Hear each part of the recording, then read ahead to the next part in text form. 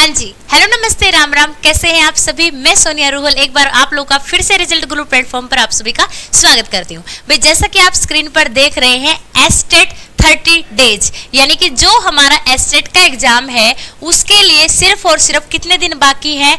30 दिन। कितने दिन बाकी हैं?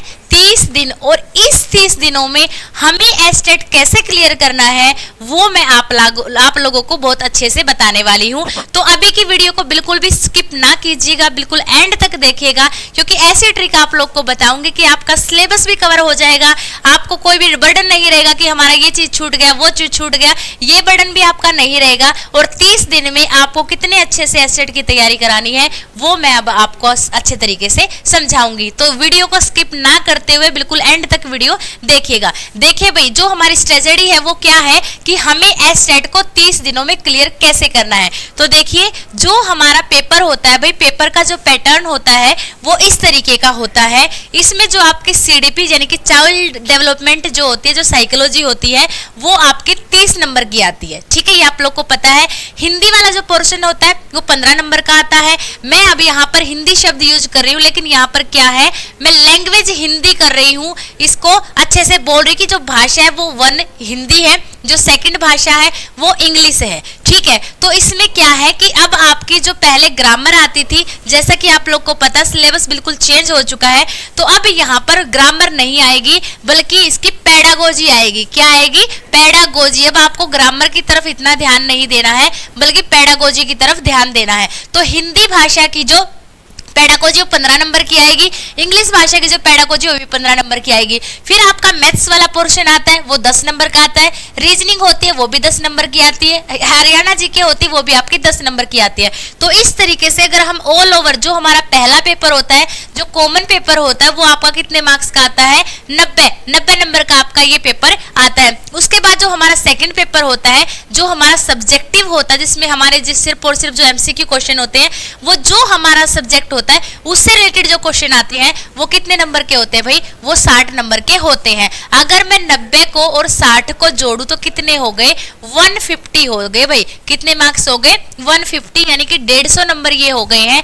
इन 150 नंबरों में से अगर आपको एस्टेट क्लियर करना है तो वो कितने नंबरों में होगा? वो होगा आपका मात्र 90 नंबर में आप एस्टेट क्लियर कर देंगे। तो अभी क्या है, मैंने आपको ये सिलेबस बता दिया, पैटर्न बता दिया कि पेपर में इस तरीके के इतने सारे क्वेश्चन आते हैं, इतने नंबर की ये चीजें होती है। ठीक है, अब बात करते हैं कि 30 दिन में हमें ये सिलेबस कैसे करना है। जो बच्चे अभी तक अब जिन्होंने पढ़ना स्टार्ट कर रखा है उनका तो अपने आप रूटीन बन रहा होगा, वो तो अब क्या है, रिवीजन पे चलेंगे, क्योंकि उन्होंने ऑलमोस्ट अपना जो सिलेबस है वो कवर कर लिया होगा। अब वो क्या करेंगे, 1 महीने सिर्फ और सिर्फ इन सभी सब्जेक्ट्स के रिवीजन पे चले हुए हैं। लेकिन जो बिगिनर है, जिन्होंने अभी पढ़ना स्टार्ट किया है, वो अब चिंतित है कि हमने एस्टेट तो फिल कर दिया पर क्लियर कैसे करेंगे, सिलेबस इतना ज्यादा है, उसको क्लियर कैसे करेंगे। तो उसको क्लियर करने के लिए जिन्होंने अभी पढ़ना स्टार्ट किया है, मैं उनको एक चीज बताना चाहूंगी भाई, आप लोगों को क्या करना है, बिल्कुल भी घबराने की जरूरत नहीं है। अगर एस्टेट क्लियर करना है, अगर हो गया तो ऑल द बेस्ट है कि इतने में आपकी तैयारी हो गई तो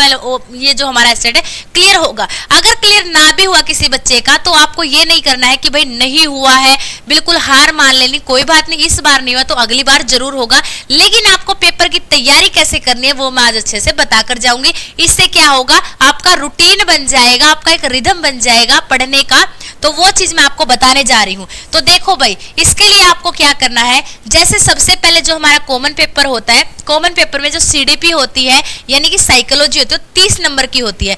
मान लो भाई, इस सीडीपी के जो हमारा ये सब्जेक्ट है इसमें 25 चैप्टर हैं। कितने हैं? 25। फिर हिंदी वाला पोर्शन आता है, हिंदी में भी हमारे कितने हैं? मान लो 20 चैप्टर हैं। इंग्लिश में भी 20 मान लो। मैथ्स में कितने हैं? 15 हैं। ठीक है, रीजनिंग में कितने हैं? रीजनिंग में भी 15 चैप्टर हैं। हरियाणा जीके तो ऑलमोस्ट आपको कवर करनी पड़ेगी। इसमें भी अगर हम लेके चलेंगे, मेले हैं, उत्साह, जो भी चीजें होती है ना हरियाणा जीके की, ये 20 मानकर चलो। तो टोटल अगर देखेंगे तो हमारे कितने वो हो गए हैं, नंबर हो गए हैं, चैप्टर हो गए हैं। सॉरी, सीडीपी के हमने 25 माने हैं, हिंदी के हमने 20 माने हैं, और क्या था, जो हमारी इंग्लिश है उसके भी हमने 20 माने हैं, जो हमारी मैथ्स है उसके हमने 15 चैप्टर माने हैं, जो हमारी रीजनिंग है उसके भी हमने 15 चैप्टर माने हैं, और हरियाणा जीके के हमने 20 चैप्टर माने हैं। इसी तरीके से हमने इसको डिवाइड किया है ना, इतने सारे चैप्टर हैं, यानी कि ये सीडीपी है, ये हमारी हिंदी है, यहाँ पर लिख देती हूँ नहीं फिर बीच बीच में पीछे जाना पड़ेगा देखने के लिए। ये हमारी इंग्लिश है, ये हमारी क्या थी, रीजनिंग है, ये हमारा मैथ्स है। तो देखो इतने सारे हमारे टॉपिक हो गए हैं, तो इन टॉपिक को जोड़कर देखो 5, 10, 15, 1 ऊपर आ गया कैरी, 2, 4, 6, 8, 9, 10, 11, यानी कि 115 चैप्टर हो गए भाई हमारे। कितने हो गए हैं, 115 चैप्टर हो गए हैं। और इन 115 चैप्टर को हमें कितने दिनों में रिवाइज करना है, सिर्फ और सिर्फ 30 दिन हमारे पास बचे हैं। कितने, 30 दिन। तो इन 30 दिनों में हमें 115 जो चैप्टर है वो कंप्लीट करने हैं। तो कैसे होंगे, एक बार तो आपके मन में एकदम से ऐसे धक्का सा लगा होगा, 115 चैप्टर कैसे कर पाएंगे? बिल्कुल कर पाएंगे, अगर आपके मन में बिल्कुल जोश है, उत्साह है, तो ये 115 आपको सिर्फ 15 चैप्टर नजर आएंगे, ठीक है, क्योंकि हमारे पास अभी 30 दिन है। तो अगर हम हर रोज 5 से 7 चैप्टर भी पढ़ेंगे ना, तो 30 दिन में ये 115 जो चैप्टर है ये हमारे बिल्कुल कंप्लीट हो जाएंगे, बिल्कुल इजीली। एक दिन में कितने घंटे होते हैं, 24 घंटे होते हैं भाई। अगर हमने इन 24 घंटे में मात्र 6 घंटे की, कितने की, 6 घंटे की मात्र नींद ले ली, तो फिर भी हमारे पास कितने बच जाएंगे, 18 घंटे बच जाएंगे भाई।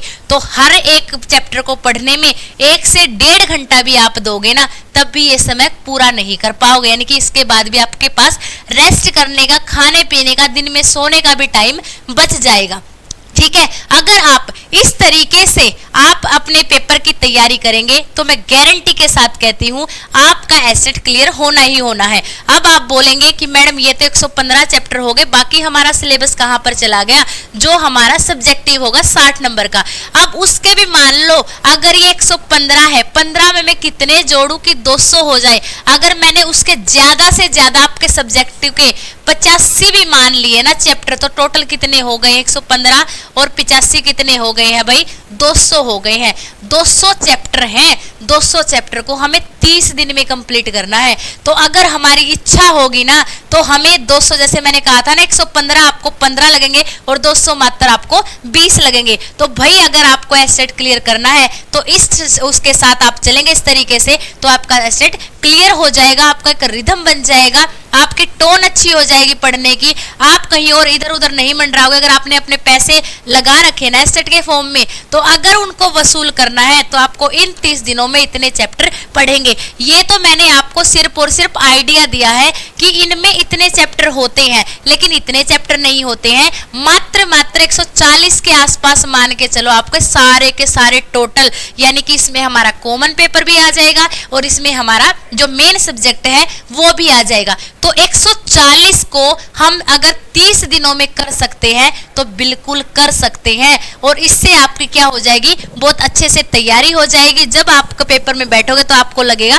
कि हाँ ये चीज मैंने पढ़ी हुई है, मेरी पढ़ी हुई सारी चीजें पेपर में आई हुई है। आप तुरंत टिक टिक करते जाओगे तो 190 150 में से 90 क्या 110 120 भी नंबर आप ले सकते हो। लेकिन अगर सिर्फ और सिर्फ आपको एसेट क्लियर करना है, सिर्फ 90 नंबर लेने हैं, तो उसके लिए क्या करना पड़ेगा भाई, उसके लिए इस तरीके से आप मेहनत करो। गारंटी के साथ कहती हूँ, अगर मन लगाकर अच्छे से पढ़ोगे, बिना किसी दाब दबाव के, स्ट्रेस लिए बिना पढ़ोगे, तो आपका स्ट्रेस जो एस्टेट है वो बिल्कुल अच्छे से क्लियर हो जाएगा। तो इसी के साथ मैं आप लोग को बताने जा रही हूँ कि भाई मेरे बताए अनुसार अगर आपने इस तरीके से अपने चैप्टरों को डिवाइड कर, यानी कि 140 चैप्टर हो गए, तो एक दिन में क्या करने हैं आपको, 7 से 8 मान के चलो करने हैं, ठीक है। तो उसके साथ क्या हो गया कि ये मान लो जो सीडीपी के यहाँ से 2 चैप्टर ले लिए, हिंदी के भी 2 ले लिए, इंग्लिश के भी 2 ले लिए। ये नहीं है कि अगर मैंने आपको बोला है कि 8 चैप्टर आपको हर रोज पढ़ने हैं तो आप सीडीपी के ही ले लो, नहीं, ऐसे तो बोरिंग हो जाएगा पढ़ना, क्योंकि पूरे दिन में एक ही सब्जेक्ट पढ़ते जाओगे तो अच्छा नहीं रहेगा, ठीक है। उसको आपको क्या करना है, 1 घंटे आपने क्या किया है, 1-1.5 घंटा साइकोलॉजी को पढ़ा है, उसके 2 चैप्टर पढ़े, उसको साइड में रख दो, आपने पढ़ लिया, अच्छे से समझ लिया। उसके बाद फिर हिंदी उठाओ, उसके 2 चैप्टर अच्छे से पढ़ो, थोड़ा सा रेस्ट वेस्ट करो, फिर उसको भी साइड में रख दो, क्योंकि वो भी आपने अच्छे से पढ़ लिया। फिर इंग्लिश उठाओ, इंग्लिश का भी यही प्रोसीजर होगा, फिर रीजनिंग, मैथ, जीके, मैथ को थोड़ा ज्यादा टाइम दे दो। और हाँ, सबसे पहली बात ये है कि जिस टॉपिक जो आपका बिल्कुल वीक टॉपिक है ना, जैसे हम कई बार मैथ से घबरा जाते हैं, कुछ बच्चे इंग्लिश से घबरा जाते हैं, तो ज्यादा से ज्यादा जिन्होंने पहले स्टार्टिंग कर रखी है ना बच्चों, जो आपका वीक पॉइंट है उन वीक पॉइंट पर आप ज्यादा काम करेंगे। ये नहीं कि जो चीज आपको आ रही है उस पर आप अपना टाइम वेस्ट कर रहे हैं, उस पर अपना टाइम वेस्ट नहीं करना है। क्यों? क्योंकि वो चीज तो बिल्कुल आपको अच्छे तरीके से आती है। जो चीज आपको नहीं आती अच्छे तरीके से उस पर आपको टाइम देना है भाई, ठीक है। अगर इस तरीके से आप अपना कार्य करेंगे तो आपका जो सिलेबस है बिल्कुल जल्दी क्लियर हो जाएगा, आप बोरिंग भी नहीं होंगे। और जो हमारा मेन टारगेट है कि 30 दिन में जो हमारा एसेट है वो हमें अच्छे से क्लियर करना है, तो वो भी अच्छे से हमारा क्लियर हो जाएगा। तो इस तरीके से अगर आप पढ़ेंगे तो गारंटी के साथ कहती हूँ कि आपका एसेट क्लियर होगा ही होगा, और आपका जो पढ़ने का रूटीन है वो भी बिल्कुल अच्छे से चेंज हो जाएगा। तो इसी के साथ मैं कहना चाहूंगी कि अगर आपको 30 दिनों में एसेट क्लियर करना है तो इस तरीके से आप पढ़िए, गारंटी के साथ आपका एसेट क्लियर हो जाएगा। और ऐसी ही छोटी मोटी और वीडियो मैं आपके सामने लेकर आती रहूंगी इसी तरीके से। तो आज की वीडियो कैसी लगी कमेंट करके जरूर बताना। मिलते हैं आगे और वीडियो के साथ, तब तक के लिए जय हिंद, जय भारत।